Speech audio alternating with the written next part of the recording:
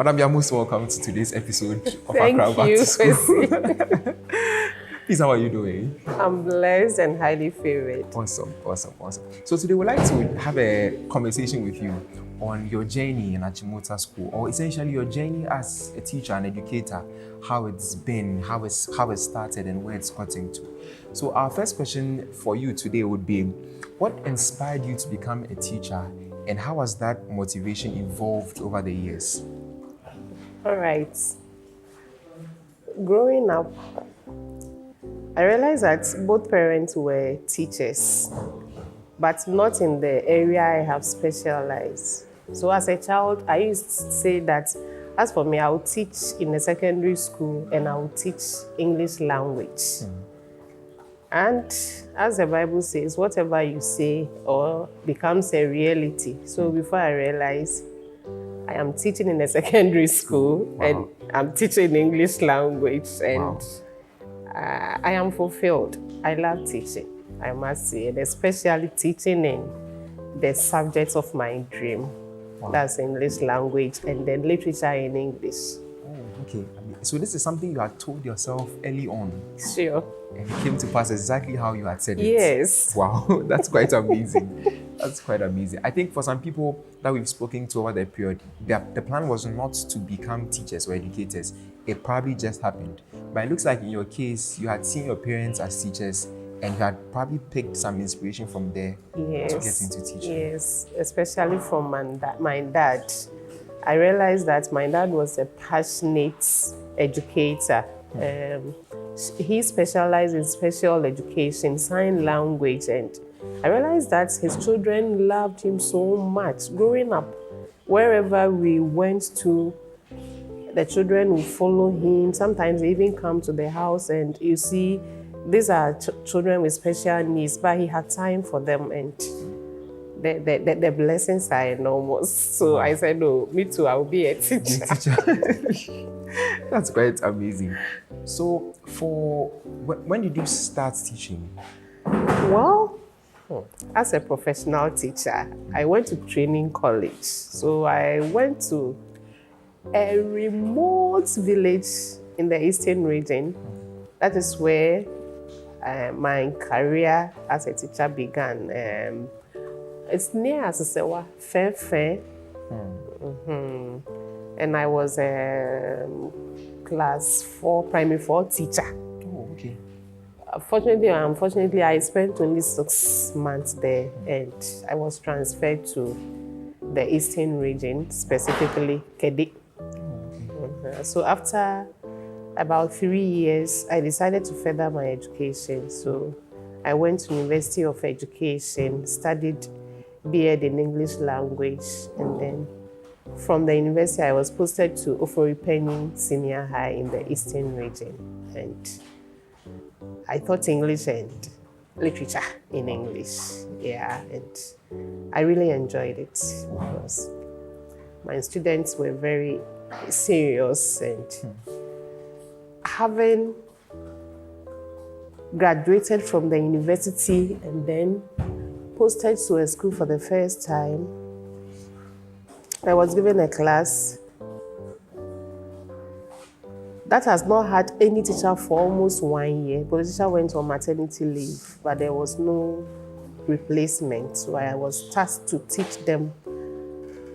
They've already missed a period, 1 year period. And I was supposed to teach them, get them ready for WASI. Wow. Or by then SSC. And I did all my best. The students were very serious. We had extra classes continuously, and to the glory of God, I made a lot of A's in elective literature. Wow. So in fact, that is one... That's a difficult subject to make a name. That is one thing that has really encouraged me and also compelled me or made me realize my talent or my skill as a language teacher. The student did very well. Wow. They did very, very well. For Penny Senior High, that was 2004 batch. Wow. Year group. And even prior to this 2004, you had thoughts in primary 4. You had taught some students even before going to the university. Yes. Because you've had a very long standing when it comes to Yes, being a I have teacher. taught at all the levels. Wow. Lower primary, upper primary, JHS, then secondary school, and then sometimes so I have the opportunity to teach tertiary students. Wow, that's very amazing. So, at which point did you join the staff of Achimota School? 2007. Okay. 2007. Wow. So, did you come here on your own volition? Were you transferred here?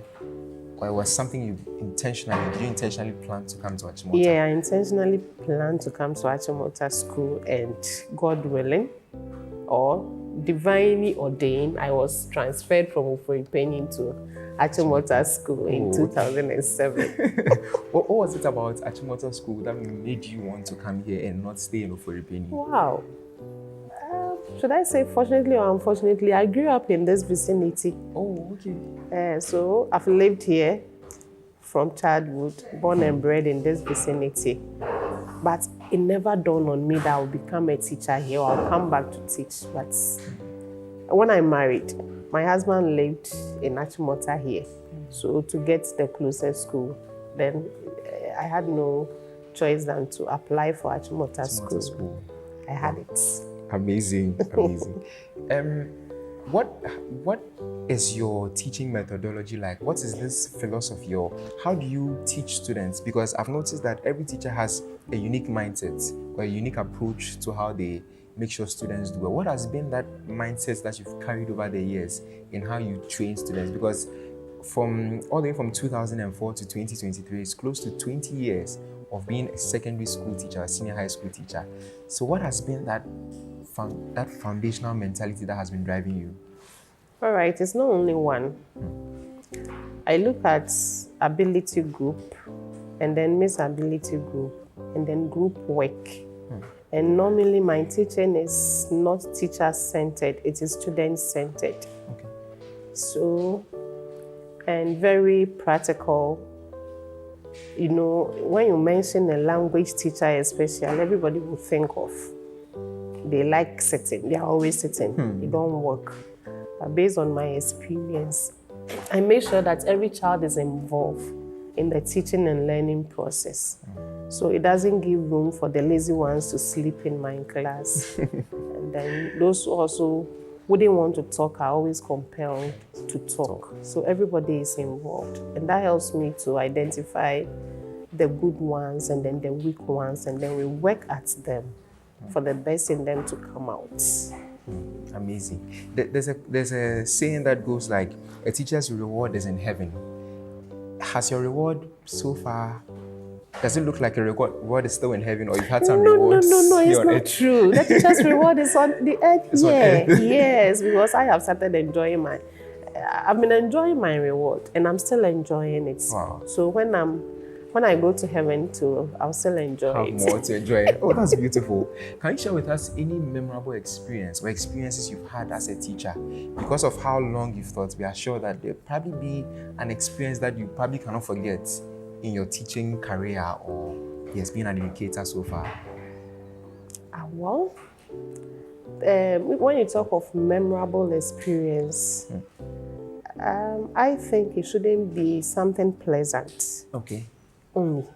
It should be both. So one memorable experience I had, or I have had, which is not pleasant, is having gone all out to prepare students. Then you expect that they will do very well. You know, in our parts of the world, and especially in Achimota School, when you teach students and they don't make A's, then you haven't done anything.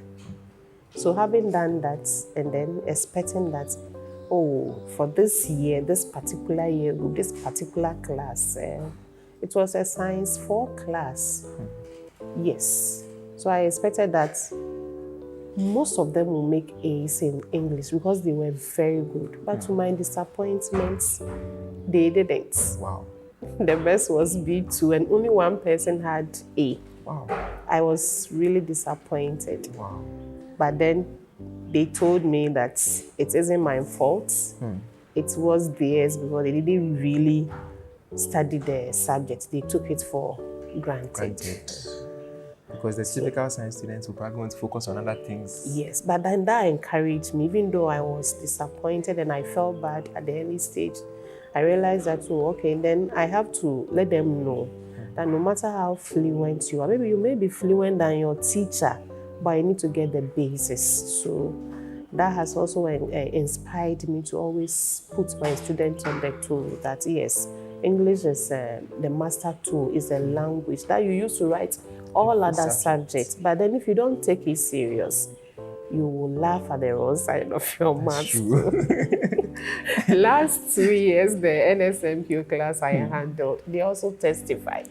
They also didn't give me A's anyway, but then they also testified and took the blame. That till I took them, they never knew they needed to take the subject serious.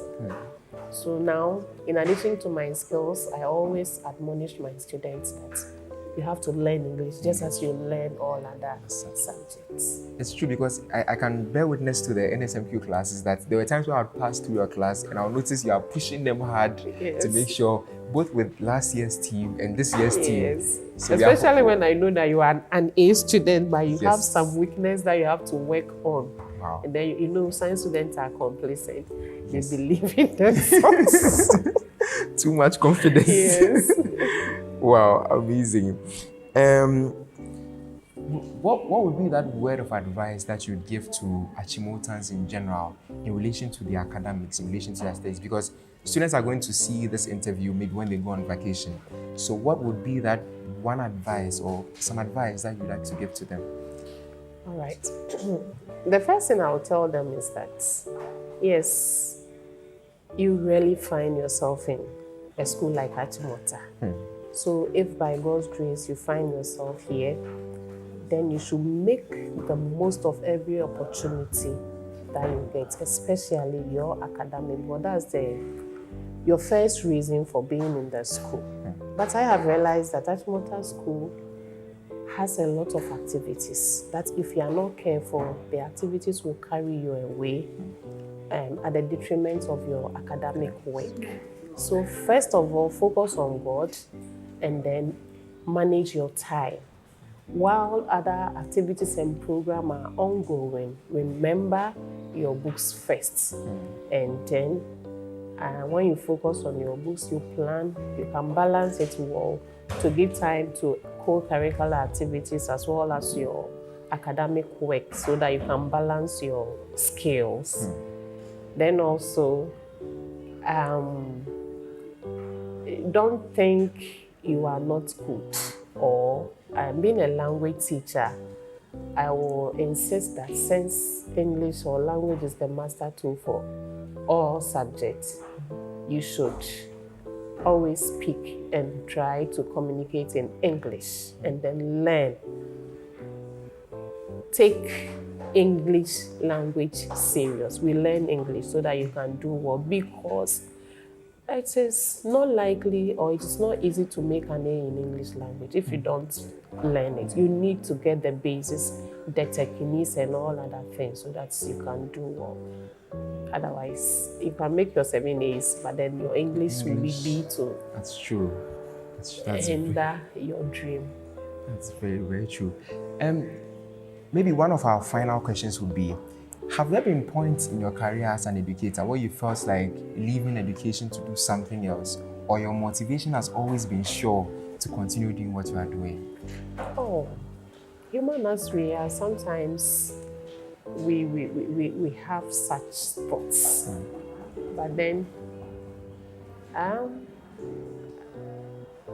we haven't left, we are still in it. Still here, okay. And I think, like you said in the beginning, you are getting your rewards. It's not necessarily in heaven. It's not necessarily in heaven. Okay. Hard work pays. Wow. Yes. So it means that anybody who wants to get into becoming an educator, a teacher, should work hard. And it's rewarding. Sure, yes, it's rewarding. When you work hard, it's rewarding. Very, very amazing. So we've been talking to Madam Abena Kumi so far on her experiences, starting from when she started teaching all the way until now, and she shared a lot of interesting insights. We'll take a little break and we'll come back to continue this one. Okay, so welcome back from the break, and we are still here with Madam Abena Kumi, HOD of the English Department of Achimota School. So, Madam, one of our final questions would be that in your time as a teacher, have you met really exceptional students and students who are not doing so well? And in these two extremes, what did you do to help the situation? Okay, thank you. Yeah, I have had a lot of extremely good students. But as I always tell you, my background is language, and language is very complex.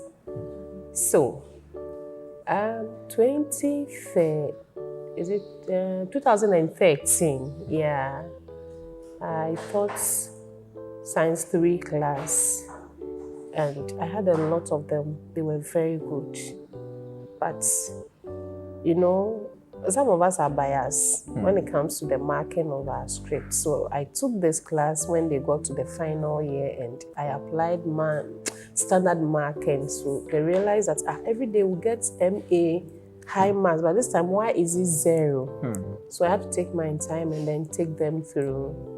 And I remember Mausi was the deputy girls prefect. And then there's this boy who has passed on. I've forgotten the name. Andrew something. He was also very good. But then, had it not been those corrections, they wouldn't have made A's in English. So when their results came, they just took a shot of it, said, Madam, I've gotten your A for you. And I was happy. I was very happy. And then 2020 or 2021, Theodore Quest, another good student. And I realized that his handwriting, if we don't work on it, that is also going to affect him. So I took him through, and he was extremely serious. Wow. Always chasing me here and then. And to God be the glory, he also made an A. Wow. Then I have also had West students. And I did my best. They were also ready to learn. So at the end of the day, that was, I think, Science 5. I've forgotten the year. But then that year they did very, very well. Then the latest is 2001. Okay. Yes. Because of the COVID. Oh, you mean 2021? 2021. Because of the COVID, they lagged behind. But we went the extra mile. As a team in the department, we printed out materials for them. We identified the weak students. I did my own for my classes. My colleagues too did theirs, and then we also worked on them as a team. And that is the year group that's made us to be the first or the best core subjects. Wow. That is, and we were rewarded during the speech and prize giving day. Wow. So as I said, hard work pays. Yeah, and the students are ignorant, so we need to always educate them and then remind them of the realities of the subjects they are studying. Wow. That's truly, truly amazing. Being the HOD, maybe this will be the last. Being the HOD of the department, is your work easy? Would you categorize your work as easy, moderate, or very difficult? It's difficult. Okay. I won't say it's easy because maybe that's my weakness. I'm someone, when I'm assigned a task, I'll make sure I do it. Okay. And once you want to get it done, you have to work hard for it. And it's not everybody who wants to the line. So supervision, coordinating both teachers and students has not been easy because of the change in the educational system. The Achimota we knew is not what it is now. Now we have students who are in school, but they don't know why they are here. It's like somebody has forced them here. We have students who can't even read and write, but they are in SHS, and you have to plan to help all of them as a team. So always you have to keep prompting teachers, look for such students, give them extra attention, or ask someone to help them. So it's not easy because we want the best. Wow. Thank you so much, Madam Abena Kumi. It's been an interesting time with Madam Kumi, not so lengthy, but then we've gotten to hear her insights on what it means to be an educator, especially with programs such as the Teachers Appreciation Day coming up. Thank you so much, Madam, for sharing all these insights with us. Now we get to know what it means to be a teacher and specifically an English teacher. Thank you for all that you do for Achimota School. My pleasure. My name is Abena Kumi. Oh, okay. Thank you very much. So, Abena Kumi, very, very important. The names are very relevant. Yeah. So, thank you so much, Madam. My pleasure, Kwesi.